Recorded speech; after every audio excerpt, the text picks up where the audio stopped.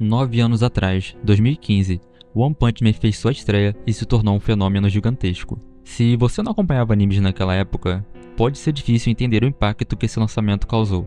Não foi apenas um anime, foi o anime daquele ano.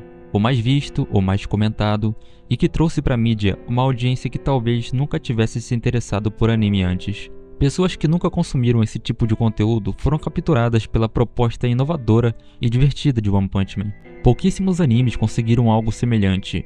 Eu posso citar exemplos como Demon Slayer e Death Note, além de, claro, Shingeki no Kyojin. Mas a verdade é que One Punch Man conseguiu um sucesso comparável e, em muitos casos, até maior. Ele se tornou referência não só para fãs de anime, mas para o público em geral. One Punch Man fez mais sucesso no seu lançamento do que animes como Jujutsu, que estão totalmente em alta agora. Mas algo aconteceu. Algo que transformou essa obra extremamente hypada em uma coisa quase esquecida. Um dos principais responsáveis por essa queda foi a troca de estúdio. Quem acompanhava o anime e o mangá viu de perto a mudança radical na qualidade da produção. A primeira temporada foi animada pelo estúdio Madhouse, um dos estúdios mais renomados e respeitados da indústria japonesa. Estúdio esse que já havia animado grandes sucessos como Death Note e Hunter x Hunter, e claro, muitos outros. Cada episódio exalava um nível de cuidado que fez o anime se destacar muito, mas o estúdio Madhouse, com tantos projetos em andamento, não conseguiu encaixar a segunda temporada de One Punch Man em seu cronograma, e é aqui que começou o declínio do anime. Os produtores, em vez de aguardar até que o estúdio Madhouse pudesse continuar com a obra, decidiram trocar para um estúdio que já estivesse disponível. A pressa em capitalizar o sucesso da primeira temporada levou o anime para as mãos da JC Staff, um estúdio com um histórico completamente diferente, focado mais em animes de comédia e romance, como Konosuba.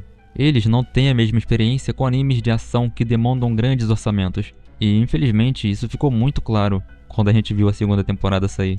Acompanho Reddits de One Punch Man tem muitos anos, e desde 7 anos atrás, a galera demonstrava muito medo da JC Staff. A segunda temporada de One Punch Man foi muito criticada.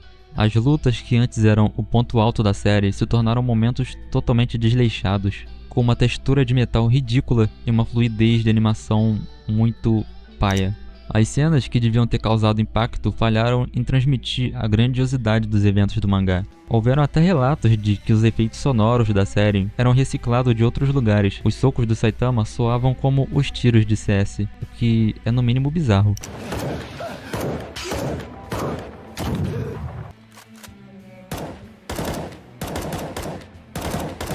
Tudo isso fez com que a segunda temporada tivesse uma recepção totalmente negativa por parte dos fãs. O hype de One Punch Man sofreu uma grande queda, né? Como era de se esperar. Nessa segunda temporada, teve apenas um animador que conseguiu se destacar, Kenichiro Aoki, que foi elogiado até pelo próprio ilustrador do mangá, Murata, dizendo que ele foi o salvador para a segunda temporada não ser um total fiasco. Com isso, One Punch Man se perdeu para sempre?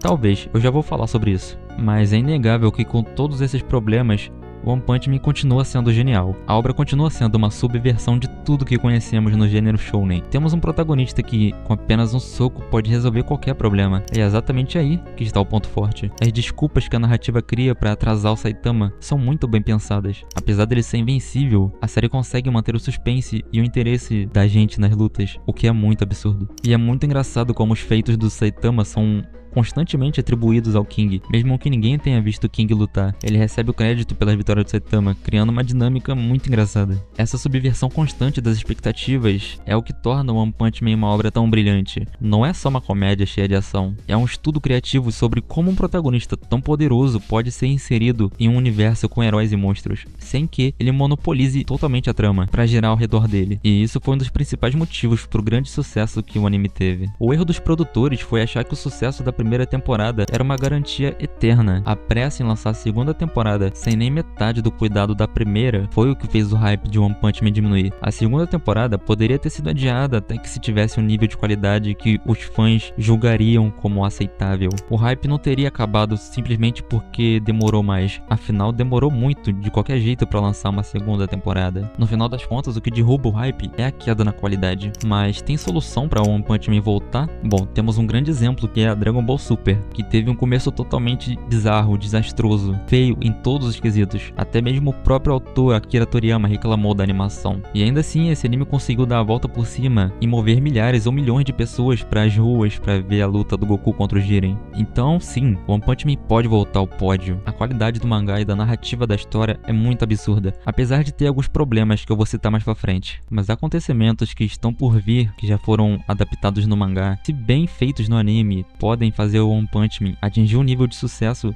quase próximo da primeira temporada. Porque, querendo ou não, as pessoas não esqueceram de One Punch Man totalmente ainda. Elas apenas não têm mais interesse. Mas ao ver uma coisa muito bem animada, uma premissa extremamente interessante que vai ser o Saitama lutando a sério, e um vilão muito bem construído, e se isso for bem animado, é praticamente impossível o hype de One Punch Man não voltar. Agora, o flop de One Punch Man é culpa apenas do anime? Bom, a maior parte sim, mas o mangá também tem seus problemas. O Murata tem o hábito de refazer capítulos já lançados, o que gera uma frustração na gente.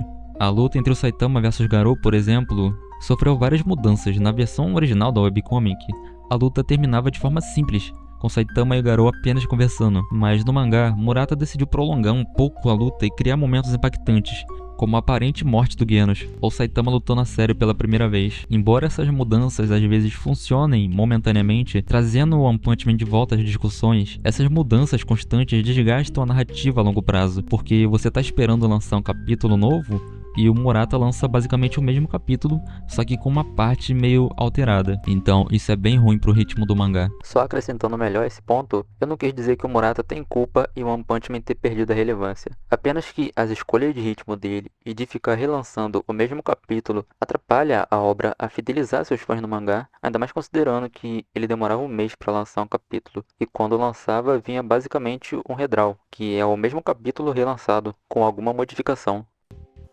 Mas basicamente, One Punch Man ainda tem potencial. A terceira temporada, que vai ser novamente animada pela JC Staff, promete uma melhora. Mas a grande lição aqui é que o sucesso de uma franquia depende tanto da qualidade quanto do timing. Pressionar para lançar algo antes do tempo só porque o hype tá alto pode ser um erro que eu já vi acontecer muitas vezes. Se a segunda temporada tivesse sido bem executada, ela podia ter mantido One Punch Man no topo das discussões sobre animes de novo, ao lado de obras como Jujutsu e Demon Slayer, que surgiram depois, Jujutsu até com menos hype e conseguiu se sustentar justamente pela qualidade técnica e pelo mangá também, ser bem direto ao ponto. Mas resta a gente ver se a terceira temporada vai ser capaz de recuperar o brilho que essa série teve um dia.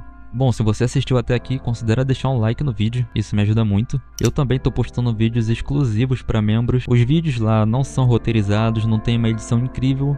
É basicamente eu conversando com vocês sobre algo que pensei e provavelmente vai sair mais vídeo lá do que aqui, tá? Então é isso, obrigado pelo apoio, considere hypar o vídeo aí embaixo e valeu!